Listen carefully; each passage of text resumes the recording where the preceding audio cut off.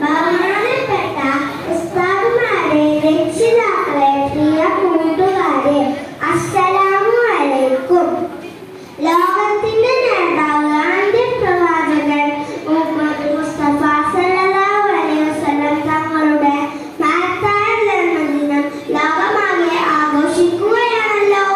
ഈ സുദിനത്തിൽ ഈ പരിപാടിയിൽ പങ്കെടുക്കാൻ കഴിഞ്ഞതിൽ ഞാൻ അല്ലാഹുവിനെ സ്തുതിക്കുന്നു. അൽഹംദുലില്ലാഹ്.